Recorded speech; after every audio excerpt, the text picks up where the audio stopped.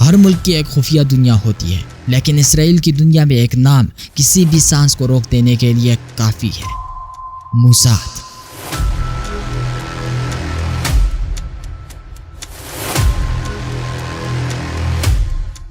ایسی ایجنسی جو کبھی دکھائی نہیں دیتی، جس کا کوئی آفیشیل ریکارڈ نہیں ملتا، اور جس کا کام ہوتا ہے دشمن کو ان کے ملک، ان کے گھر اور ان کے ذہن تک میں گھس کر ختم کر دینا۔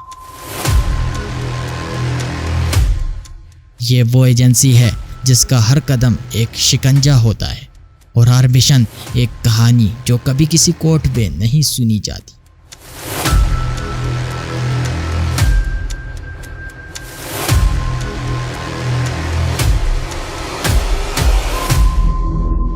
ڈسکوری سیکرٹس میں آج ہم آپ کو لے جا رہے ہیں ان ڈارک آپریشنز کی دنیا میں، جہاں بارڈرز، لا اور ہیومینٹی صرف ایک فکشن ہے۔ تیار ہو جائیں، کیونکہ یہ صرف ایک ڈاکومنٹری نہیں، یہ ہے ان راز کا کھلا صفحہ جو دنیا کبھی نہیں چاہتی کہ آپ جانیں۔ آپریشن اینٹیبی، 27 جون 1976، ایک دن جو دنیا کی ریسکیو ہسٹری میں ہمیشہ یاد رکھا جائے گا۔ ایئر فرانس کا فلائٹ 139 تل ابیب سے پیرس جا رہا تھا، لیکن بیچ میں ہی ہائی جیک ہو گیا۔ اسے لے جایا گیا یوگینڈا کے اینٹیبے ایئرپورٹ، جہاں ایڈی امین، ایک ملٹری ڈکٹیٹر، انہیں یرغمال بنا بیٹھا۔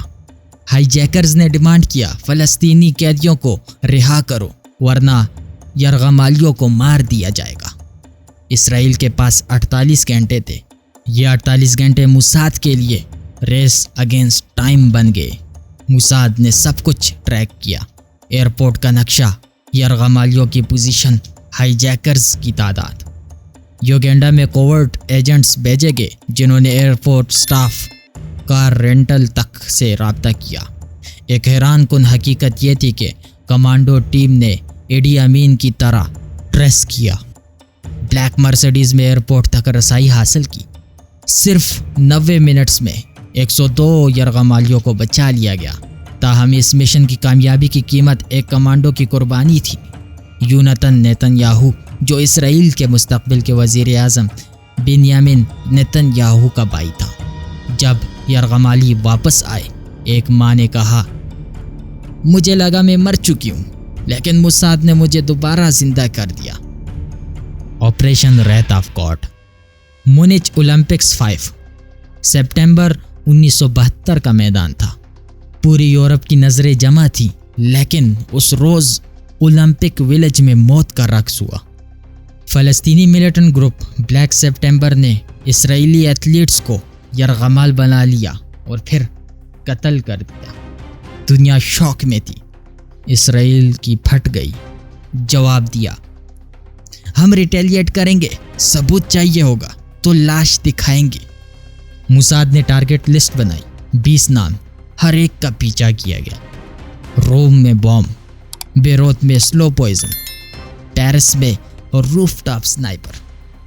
ایک ٹارگٹ کا قتل اس وقت کیا گیا جب اس کا 5 سالہ بیٹا اس کے ساتھ تھا۔ میں نے اس کی آنکھوں میں دیکھ کر گولی چلائی۔ کیوں؟ کیونکہ اس کے باپ نے 11 فیملیز کے خواب چھین لیے تھے۔ یہ مشن 10 ایئرز تک چلا۔ یورپ کی سٹریٹس قتل گاہ بن چکی تھی۔ دنیا کے لیے موساد ایک ایجنسی نہیں، ایک وارننگ بن گیا۔ ایرانین سائنٹسٹ اسیسینیشن، 2009 کے بعد ایران کے نیوکلیئر سائنٹسٹ ایک ایک کر کے جاں بحق ہوتے گئے۔ کار بامز، ڈاکٹر مجید شہریاری، بائک، دریوش رضا نیات سے آئے 2 لوگ، ایک گولی سر میں، ریموٹ کنٹرول مشین گن، محسن فخر زادہ۔ محسن کے قتل میں AI اور سیٹلائٹ لنکڈ گن استعمال ہوئی۔ ایران کے پاس کوئی ثبوت نہیں تھا، صرف ایک نام، موساد۔ فخر زادہ وہ شخص تھا جسے ایران کا نیوکلیئر گاڈ فادر کہا جاتا تھا۔